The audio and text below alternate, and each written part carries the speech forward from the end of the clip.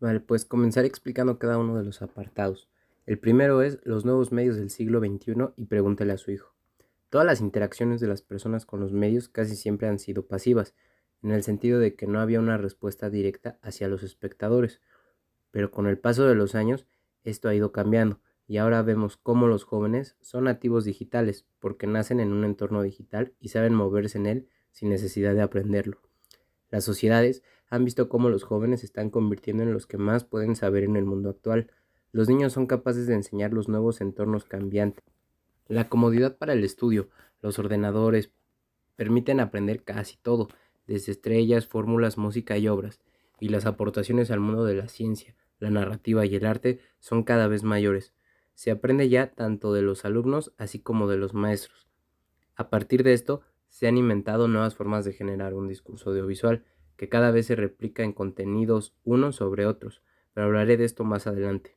Por ahora, es importante conocer algunas prenociones sobre el mundo de estas narrativas entre persona y medio.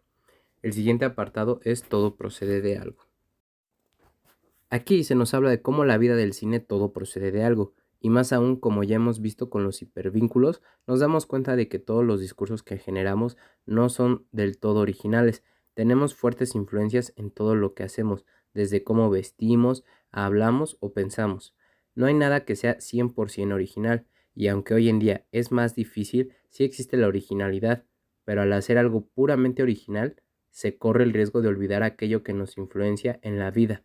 El autor cita a Iván Dubau, quien refiere que quien se cree original es quien no conoce la inmensidad de su ignorancia. Todas las adaptaciones cinematográficas han sido prácticamente adaptaciones de películas pasadas en cadena. Los nexos y relaciones entre medios siempre han estado ahí, y hay una lista interminable de historias influenciadas incluso desde la misma mitología, relatos o hechos, por ejemplo con la leyenda de Troya. Se recuerda algunos ejemplos como la deformación de Patroclo, quien era concebido como el mejor amigo de Aquiles, luego como su primo y después como su amante. Más actualmente tenemos el Tarón o a Matrix, a quien se le llama la Biblia digital. El narrador de los nuevos medios debe saber que no hay nada original, siempre tenemos influencias, y que al tratar de ser original puede afectar a nuestros principios. La diferencia del antes y el ahora es el acceso que teníamos a la información acerca de cualquier cosa, y tenemos más elementos para ser influenciados, lo que nos lleva al punto de los derechos de autor hoy en día, que no son más que hiperenlaces que tenemos todos al escribir o contar algo. Y a diferencia del cine, en el teatro cuando se presentan obras distintas, no se otorga el crédito al original, sino al director actual que le da su propia adaptación. La obra pertenece a quien escribió la obra, y en el cine la obra es del director. Son paralelismos interesantes que al final de cuentas, a mi modo de ver, limitan la creatividad y las posibilidades de crear nuevas historias. El cine es joven y es manejado por empresas que manejan los guiones. En este segundo siglo, las películas también vimos cómo se adaptan de internet a videoclubs, a películas y ahora a plataformas digitales.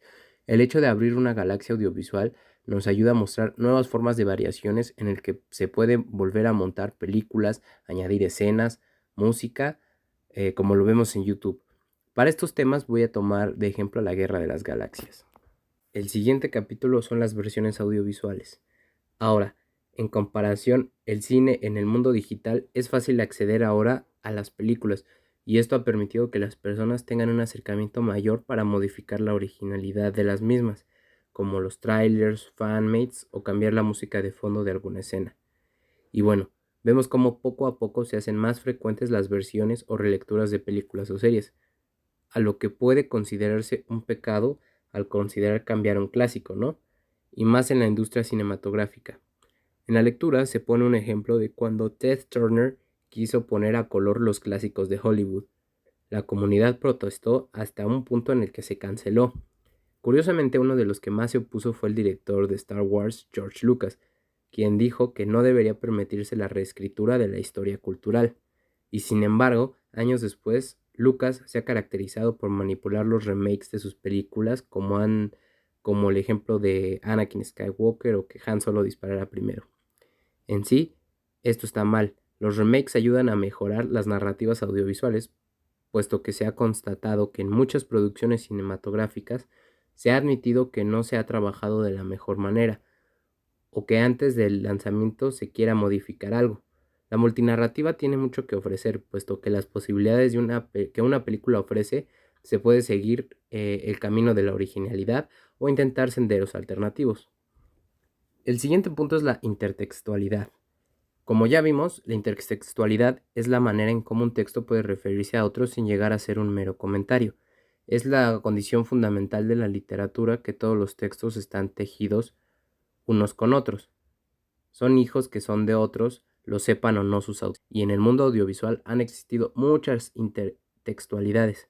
Un ejemplo son los crossover de obras diferentes, como ya lo hemos visto en Marvel, y pensar que se originan en las narrativas que vemos en medios digitales.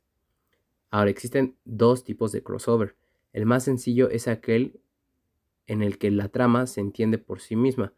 Por ejemplo, porque un personaje de una serie aparezca en otra o porque se grabe un episodio fuera de ambas series que reúne a personajes, y el otro es más complejo, que se desarrolla en dos series a través, y esto es lo que se plantea en el multiverso, que está de moda.